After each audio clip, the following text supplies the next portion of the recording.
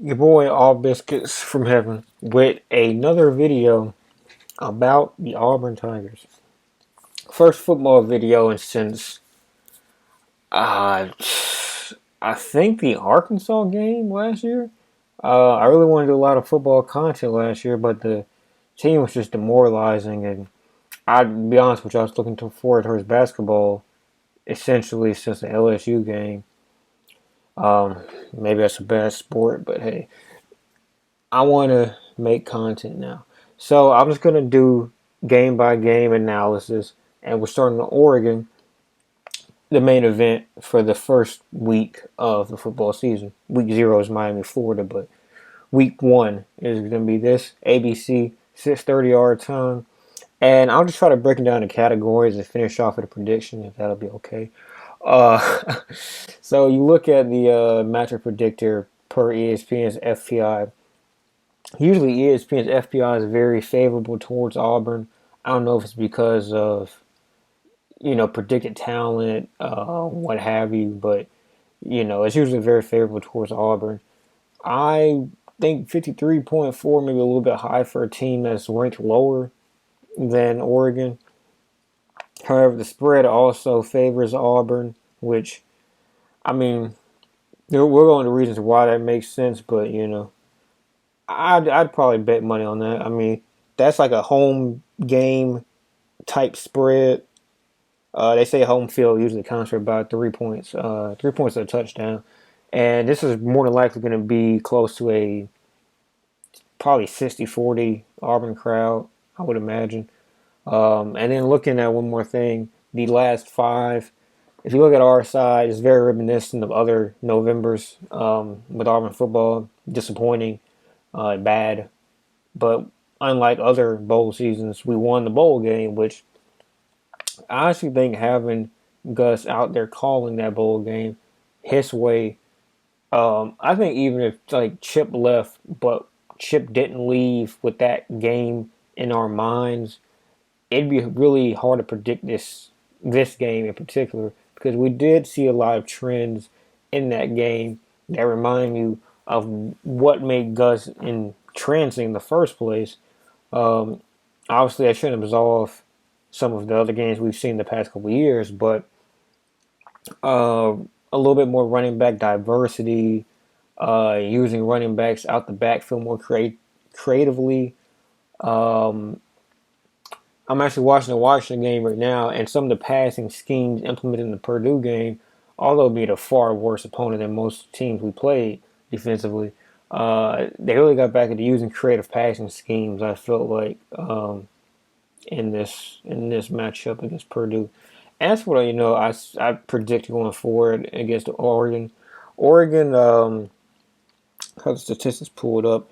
They were pretty much middle of the pack as far as scoring defense. They gave up 25.4. And if we go over here to their statistics, let's look for passing. They gave up about 247, 248 yards through the air at about a 60% clip. That's not, great. That's not bad either. It seemed like just a middling, defense pretty much. Um, and running game, which is also important to look at, with it being Gus and all. By the way, I predict that between Booby, Shivers, uh, who would be a third down? But maybe Cam, I guess. I feel like it would be Cam and Shivers pretty much getting around the same amount of carries, and then probably with Joey included as well. Those four probably represent about 36. I want to say 36 rushing attempts because a lead running back in this offense, even though I think it would be more diverse than it was, but carry on the past couple of years, and Petway, probably about 15 to 16 carries, especially with it being a new passing game. You know that Joey can run, so he can get at least 5, 6 between scrambling and read option, and the other two should be able to combine for like I would say at least like 16. I feel like that makes a lot of sense when you have to spell. Even though I don't believe Oregon's defensive line is that great. You look at what they gave up last year, and another year to develop a pretty good recruiting class. Kayvon Thibodeau, it's not the same thing, but hold on, this is what they gave up passing. And my bad, I wasn't even reading it right. They gave up 241.6 through the air at 57% throwing. Um, you know, a fairly decent difference, I suppose. Um, and then during the running game, they gave up 147 rushing yards, and then 3.8 average, which is I'd probably say above average. I think a part of that, to give it some kind of context, is that there aren't many great rushing attacks in the Pac-12. I mean, the Pac-12 is a very good period, but Stanford got a lot of points on them. I'm not sure. Let's go back to here. Um, let's see. So Stanford, they got a lot of points. California got about 24. Washington 27. Wazoo, they gave up 34 points and 44 to Arizona. Okay, well, I don't think they're very good defensively last year, but I also don't think they were horrible run the ball. The statistics would say they pretty much was like not good, but not bad. But points wise, they're probably closer to to bad than good when it comes to scoring defense. Which all that's just to say that if you look at the matchups here, you can go over to let's see, where would we want to go? You can look at what Auburn was doing. They were a top 15 scoring defense again, which that's past 3 years, I believe. And they were great against the run, they were good against the run. I wouldn't say great. It was definitely a drop off um, coming from 2017, but they were horrible against the passing, and more so horrible against the deep pass. I believe they were 59th in pass defense. The statistic is somewhere in this article. Um, but they're like 96 when it came to giving up 30-yard runs, 30-yard passes, I should say. Those were 2 of 23 passes of 30 plus yards allowed by Auburn last season. It was tied for 96th nationally. So yeah, they were horrible when it came to deep passes. Routinely, they played physical, but I don't think they got beat, just playing outright beat too often. But there were a lot of I want to say miscommunications and guys playing too physical, and then just not being able to actually look. The biggest thing was like a return to I would say 2013 Auburn, where guys just couldn't find the ball, routinely jump ball. Like in Washington game I mentioned earlier, that happened quite often. Uh, Tua, I don't even know how to say his last name. He picked him off doing the same thing. As the Georgia game wore on, they did the same thing as well, and guys just couldn't find the ball very often. So when you think about it, You think about defense against defense, I would say Auburn still has a coming into just based on statistics and performances last year, a decidedly better defense by a good margin when you factor in who Auburn had to play versus who Oregon had to play. However, I think Oregon had more of a space between what they could be if some natural improvement happened and some recruits came in as they had gotten from Kayvon and other guys to where they were last year. The gap between I guess ceiling and floor, they could make it's pretty expansive. I don't know. I mean, Auburn didn't really reload the roster. I don't think the roster. I think the roster from the linebacker perspective got substantially better. Substantially better. I think it shored up with a lot of youth. The secondary.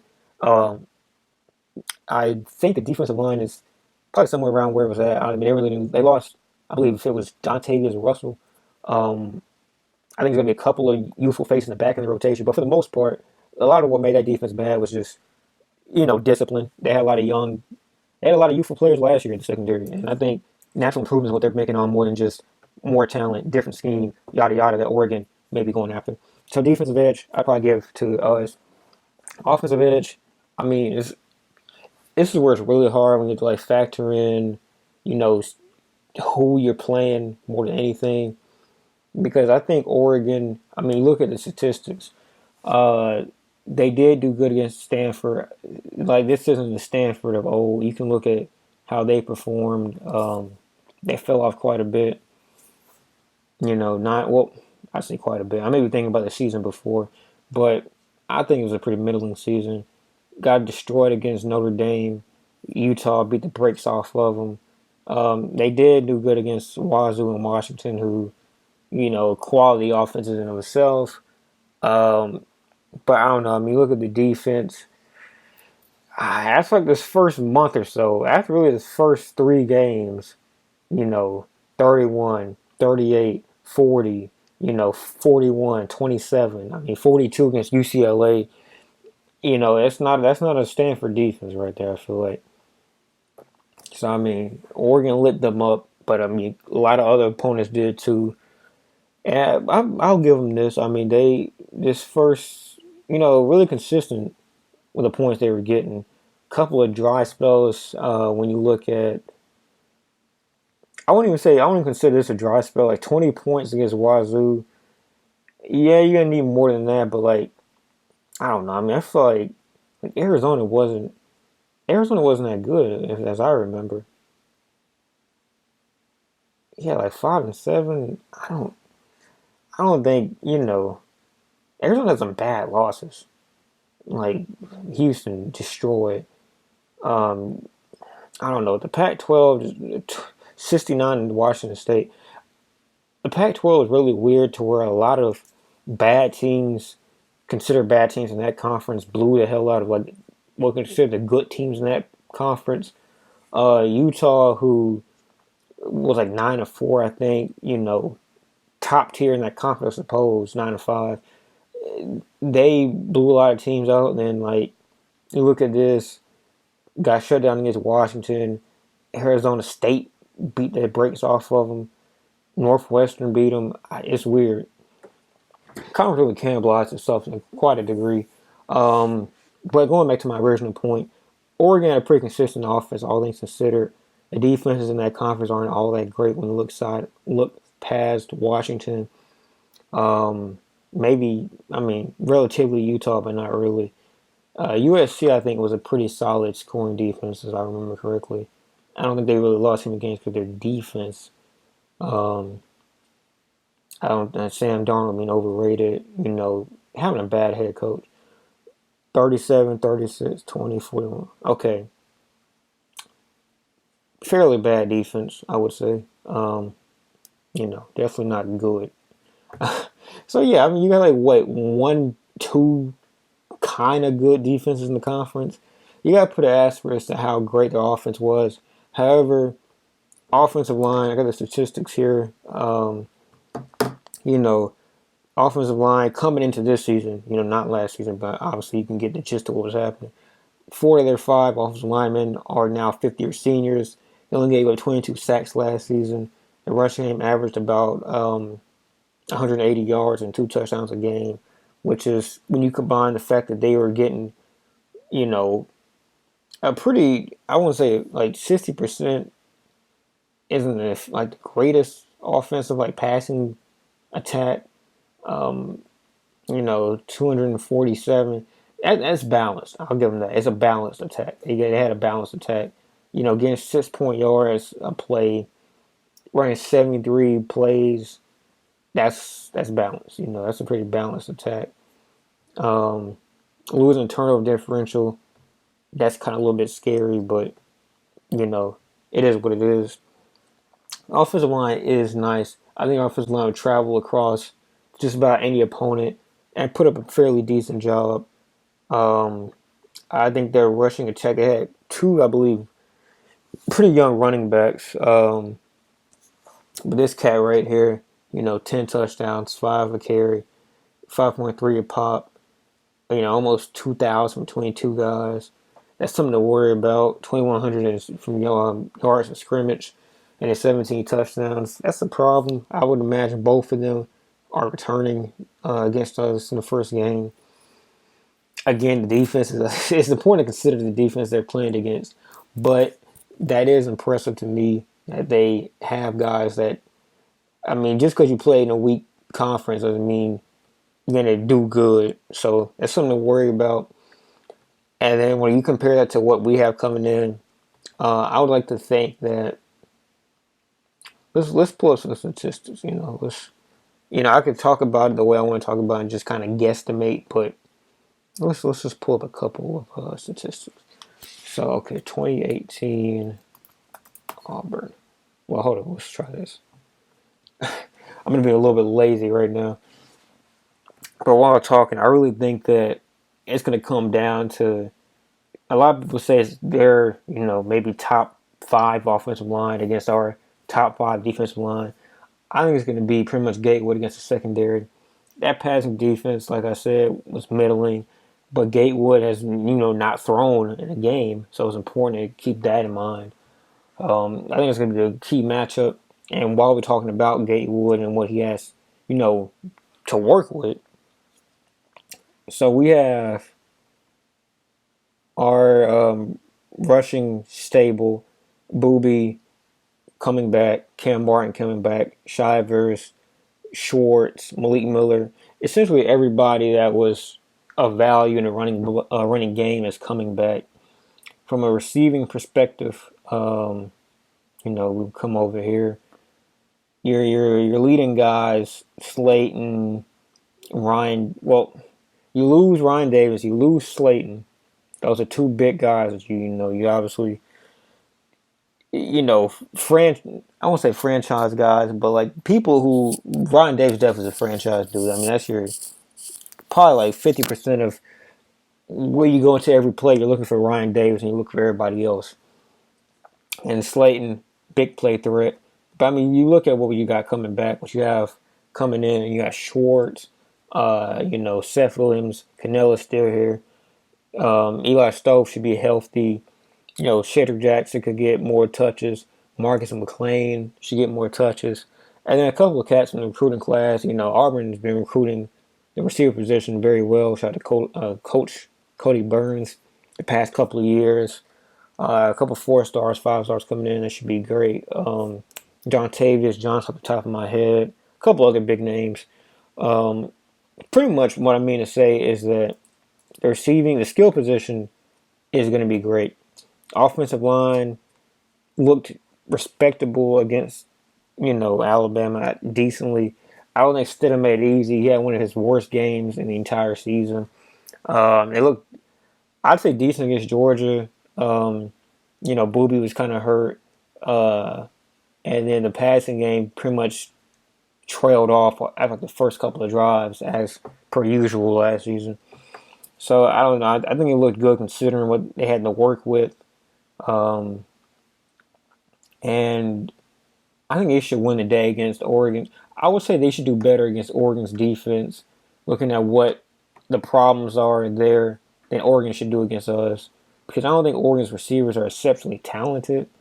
Even though, and I think our secondary being older should be a lot better. I think the only person we really lost was Carlson Davis already gone the previous year. Jamel Dean, that's who we lost. Jamel Dean. I can't think not Steven Roberts. He left the previous year. Another safety back there that we lost, but a lot of guys coming in. I think got 2 or 3 pretty quality cornerback recruits, and then people just switching around. Javaris Davis being allowed to play, hopefully allowed to play nickelback a little bit more. Tut, I know he's supposed to get a couple of snaps.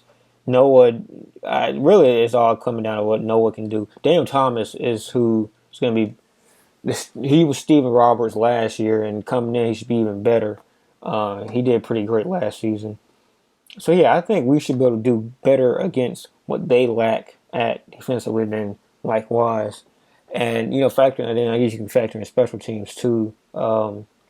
We should be, I don't know how to speak on their special teams, but we should be a lot better special teams wise with Anders being older, knowing a couple of things, working with his brother a little bit more. Siposs is supposed to be maybe the best punter in conference. You know, he never played football before the season. I know he played rugby, but it's his first time playing football. So I mean, he should be better at that. The punting game, kick return game should be. I think Ryan Davis is an elite returner, but behind him, I don't think Noah got quite enough touches. I don't. Booby doesn't need to be ran again in that position. If any running back needed to be given more touches there, Shivers is great straight line speed. I don't think he's quite as mobile, but he's tough in a straight line. Noah proved that he's pretty shifty there. So I'd expect to get him there. Javaris Davis will probably get touches there, but just because of speed purposes. But maybe Schwartz too from time to time. There's a lot of faces there that could be ran, but Noah definitely should be getting like first looks there.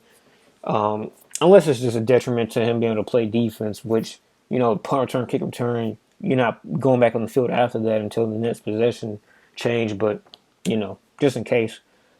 But yeah, I think we win.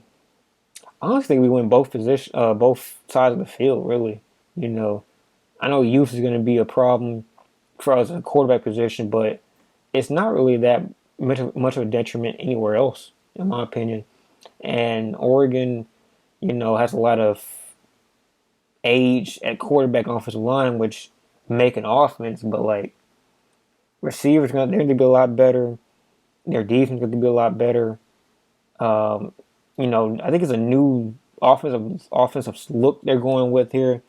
You can come here and see, I believe it was this right here. Personnel additions. Look at this. On his face, it doesn't sound like much of a change. It's not. Oregon isn't looking to get away. Blah blah blah blah blah blah blah. Lowest QB rating compared to sophomore freshman seasons. Play action. That's going to be really important with their running back. If their running backs can be a threat in this game, if that doesn't happen, and he's play action dependent, it's going to be a rough day. 52 drops, cost 8 touchdowns. Juwan Johnson, who did he go to Tennessee? Is he from Tennessee? I believe so. I believe he's from Tennessee. So new passing concepts. I think that's nice to have that. New wrinkles to the running game, but all these things kind of require time to mold on, and when you think about what our Auburn doesn't really need time to mold on anything. I mean, all you're doing is just like Gus executing the plays that he runs in practice on the field. We're not installing a different offense. We're just installing a different form of play calling. And Joey did have the whole season to run those plays in practice. So I think the experience, even though it kind of sounds weird when you look at positions and all that stuff, probably goes to Auburn too. So trying to summarize all of that, I really think that, let's look at this real quick. A new Oregon, uniform. I'll give Oregon, or Nike this, I should say. Nike does an admirable job of still, tweaking these jerseys, because they went on like a 4 year run where like they were throwing everything out there. So to still be able to put interesting designs together in 2019, it's very impressive to me. I mean, it's crazy. Phil Knight, got to give him props. But in summarizing this, I believe that a funny trend, or fun fact, is that this is Oregon's first ranked opening matchup since 2011 against LSU. So they're obviously not used to playing this kind of capacity. And if there's one thing I can say about Auburn, they're used to playing top-end opponents every single year within the first 2 or 3 games opening the season up. So, I got a home. It won't be home field advantage, but it's going to be an Auburn-leaning crowd. You got a head coach that's more vetted in the system.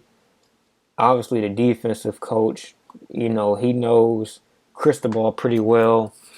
Um, there's a lot of things that point Auburn's way in this game. I don't think it'll be a blowout the LSU game back in the day, but I do think it's important to look at. Pretty much it's all dependent. Like when you look at think of like a coin flip situation, is Joey going to be good enough, or is Joey not going to be good enough? When you think about it just in that simple scenario, that means all the other contingencies point to Auburn being nice. Everything else points to if Joey is straight, then you have an entirely, 100% advantage over your opponent. If you think about Joey's not nice, then you still think you have the advantage everywhere else. It's just your quarterback might be such a detriment in the game. You have to make up for that. I don't think there's any capacity, any scenario where we're so bad at the quarterback position that we can't compete in this game. We just get blown out. I just don't think with the way Pac-12 teams are built for the most part, you're not designed to get blown out against them, So with that being said, I think Auburn will win. I'll say, I think personally Joey is going to be a truth. Maybe not day one, but I think what he gives you as far as a cannon, running ability, and just the options you got to read option. Not to overdo that phrase, but the options you get off the inverted veer, then a buck sweep formation.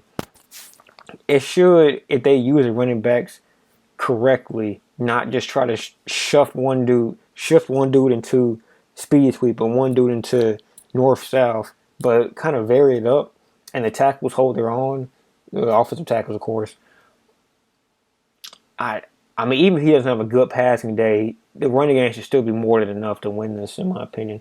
So I'll say 32-ish to 5. I don't think Herbert is that much better than Jake Browning. I know Jake Browning has a history of being awful against defense that could physically pressure him, but Browning did make some pretty interesting plays in that game last year. Herbert doesn't have that much experience against a defense like this. I don't even think he played in the Michigan State 7-6 game. If he didn't, I may be wrong, but they scored one touchdown in the fourth quarter. So, I mean, the whole team doesn't have experience against a defense like this. And they don't have much success against it. Yeah, I mean, it favors Auburn. The only thing that could really go wrong is if the quarterback is in a position, an abject failure. I'm hoping it's not. I don't think it'll be. I hope you all enjoyed the video. I'll try to come back with a couple more videos. I think for things like the Kent State and Toledo game, Tulane game, I believe, not Toledo, may not be as quite as thorough. Maybe just me making some general predictions about how bad Auburn will beat them. But I'll try to put out content about those games. Hope you appreciate the video. Peace.